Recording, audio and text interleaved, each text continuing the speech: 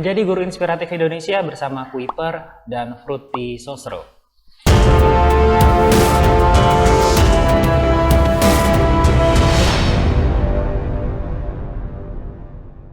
Bismillahirrahmanirrahim. Assalamualaikum warahmatullahi wabarakatuh. Bapak Ibu sekalian dimanapun Anda berada dan seluruh anak-anak peserta didik, siswa-siswi seluruh Indonesia yang saya cintakan Allah Subhanahu wa taala.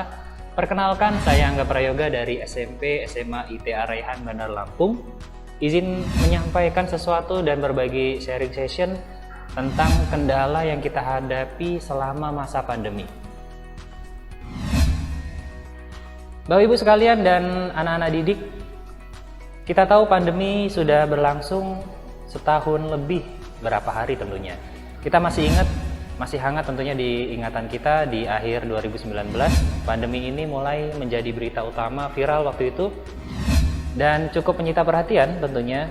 Bermula kita tidak begitu menghiraukan berita ini sampai akhirnya sampai ke Indonesia dan Indonesia mengikuti langkah yang negara-negara lain lakukan, yaitu lockdown. Tepatnya waktu itu di awal Maret kalau nggak salah, Indonesia mulai memberlakukan lockdown khususnya di dunia pendidikan. Gimana nggak kaget tentunya. Saya sebagai guru secara pribadi kaget. Yang biasanya tatap muka dengan peserta didik, dengan siswa-siswa saya harus mendapati kondisi di mana saya harus siap untuk pertemuan secara virtual. Yang waktu itu saya nggak tahu harus ngapain tentunya. Saya terbilang cukup gaptek dan kurang menguasai tentunya untuk dunia tentang bagaimana virtual ya. Tapi pelan-pelan saya mulai merangkak dan saya coba ingin memberikan yang terbaik tentunya. Saya waktu itu mengawali pembelajaran dengan menggunakan media seadanya, yaitu menggunakan media live IG. Waktu itu saya terpikir menggunakan IG karena saya belum tahu informasi tentang apa sih itu Zoom, apa itu Google Meet. Padahal waktu itu sudah ada Zoom, sudah ada Google Meet dan semacamnya. Tapi saya waktu itu masih dengan kolotnya menggunakan fasilitas yang sangat-sangat sederhana. Saya meminta siswa saya hadir di kelas live IG saya. Kemudian ya mereka hadir dan saya menyampaikan pembelajaran di kelas. Waktu itu saya menggunakan live IG hanya sekitar kurang dari 1 bulan lah. Saya pelajari siapa yang hadir, siapa yang nggak hadir. Ternyata tidak maksimal. Sehingga saya memutuskan pembelajaran harus dilakukan dengan cara yang lain. Dengan cara apa waktu itu saya berpikir. Lalu saya mendapati ada informasi kegiatan-kegiatan diklat waktu itu karena memang masih gencar sekali pemerintah mengadakan diklat khususnya pembelajaran di era pandemi tentunya. Supaya memaksimalkan pembelajaran meski secara virtual. Saya mengikuti itu. Online tentunya. Online juga saya merasa kebingungan waktu itu awalnya. Tapi bertanya dengan teman-teman. Dan alhamdulillah teman-teman membantu, mensupport, kami saling support sehingga akhirnya saya sedikit demi sedikit mulai meninggalkan pola lama, saya meninggalkan live IG. Saya waktu itu langsung menggunakan platform Zoom. Ya waktu itu mungkin Bapak Ibu sekalian juga mendapati kabar ada semacam isu bahwasanya Zoom disabotase ya. Mungkin itu entah benar entah enggak, saya kurang begitu paham. Sehingga akhirnya sekolah kami mulai memikirkan cara lain. Raihan Islamic High School mulai menggunakan Google Suite Education dan karena kami terdaftar secara resmi di Google for Education, kami mendapatkan akun sekolah yang bisa mengakses gratis untuk fasilitas Google Pendidikan atau Google Education.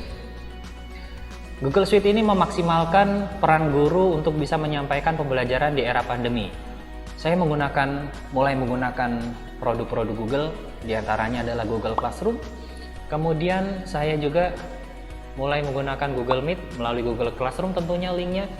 Nah, ketika saya menggunakan Google Meet inilah, saya ingin bercerita lebih banyak kepada Bapak Ibu dan adik-adik semua dimanapun Anda berada. Kesulitan-kesulitan yang mungkin guru-guru lain juga alami tentunya. Kesulitan yang pertama hadir dari saya pribadi. Ketika pertama kali menggunakan Google Meet, yang dimana teman-teman sudah sangat canggih, saya masih dengan tergopoh-gopohnya menggunakan Google Meet, sehingga waktu pertemuan yang seharusnya efektif untuk pembelajaran harus terpotong lama, karena saya mempersiapkan diri untuk Bagaimana memulai pembelajaran dengan Google Meet? Ya, awal-awal ya, itu yang pertama. Yang kedua, datang dari siswa. Ketika saya sudah mulai nyaman menggunakan Google Meet, siswanya hadir. Ya, mungkin masalah klasik juga yang dialami oleh Bapak Ibu sekalian, yaitu tidak mengaktifkan video. Awal-awal saja mereka mengaktifkan video, sehingga kita bisa melihat aktivitas mereka bertatap muka langsung meski kita virtual. Tapi Bapak Ibu sekalian dan anak-anak semua, melalui virtual ini saya belajar banyak nilai positif, dan juga beberapa saya dapati nilai ya mungkin bisa dikatakan sebagai negatif ya, bergantung cara pandang kita tentunya. Positifnya adalah pemerintah masih memikirkan kita untuk bisa memberikan pelayanan kepada anak-anak didik, khususnya bagi guru tentunya, untuk terus dapat melakukan kegiatan pembelajaran. Jadi pemerintah ini mensupport penuh tentunya. Salah satu bentuk support penuhnya adalah dengan menghadirkan kuota waktu itu.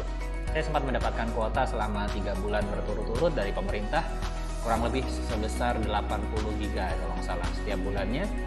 Dan sekolah kami pun nggak ketinggalan ya. Sebelum pemerintah mensupport kuota, sekolah kami mensupport kuota juga. Dan itu cukup membantu ya, sangat membantu bahkan. Kesulitan pertama adalah datang dari saya karena gaptek ya. Kemudian yang kedua datang dari siswa yang jarang mengaktifkan video. Yang ketiga yaitu kondusivitas dari peserta didik sulit untuk dikendalikan tentunya. Saya merasa sudah menjadi guru yang cukup baik ketika luring, tapi saya coba menjadi cukup baik juga ketika daring. Tapi ternyata dunia luring dan daring ini sangat kontras ya. Tatap muka langsung dengan virtual membuat saya menjadi guru yang berbeda. Saya sampai pada akhirnya saya dipanggil untuk mengikuti pendidikan profesi guru yang waktu itu di bulan September 2019, September 2020, yaitu di Universitas Negeri Makassar. Selama kurang lebih 3 bulan, saya mendapat sekali banyak masukan dari teman-teman dan dari dosen untuk bagaimana memaksimalkan pembelajaran meski dalam kondisi pandemi. Dan akhirnya masuk di semester yang benar-benar krusial, di semester pertama kemarin, saya coba menerapkan apa-apa yang saya dapatkan, baik dari pelatihan diklat ataupun dari kuliah-kuliah yang saya dapatkan di PPG. Dan akhirnya dengan bangga saya mengatakan bahwasanya saya bisa memaksimalkan peran. Saya cukup bisa mengambil peran untuk bisa menghadirkan pembelajaran dan sedikit memberikan sumbangsih tentunya. Tidak hanya saya berpikir ini adalah peran besar dari para guru se-Indonesia tentunya. Sampai akhirnya saya menerapkan itu semua, pembelajaran baik dari webinar-webinar dan juga pelatihan dipadukan dengan apa yang saya dapatkan dari perkuliahan di PPG. Saya menerapkan itu semua sehingga akhirnya saya dapat menjadi guru yang menurut saya lebih baik ketika pembelajaran daring. Ya, tanpa mengurangi apapun itu, saya masih mendapati beberapa kesulitan. Tapi di balik kesulitan itu semua, percayalah bahwasanya selalu ada kebaikan di setiap kesulitan. Saya mendapati kesulitan sebagai keberkahan sehingga membuat saya secara pribadi berkembang. Saya menjadi lebih paham akan kekurangan pribadi dan saya terus memperbaiki diri untuk bisa memberikan pelayanan publik, terutama kepada peserta didik dengan cara yang terbaik. Terima kasih semuanya, ini sharing session untuk kali ini. Semoga Indonesia segera terbebas dari pandemi. Amin ya rabbal alamin. Dari saya Angga Prayoga, wabillahi taufiq wal hidayah. Assalamualaikum warahmatullahi wabarakatuh. Sampai jumpa.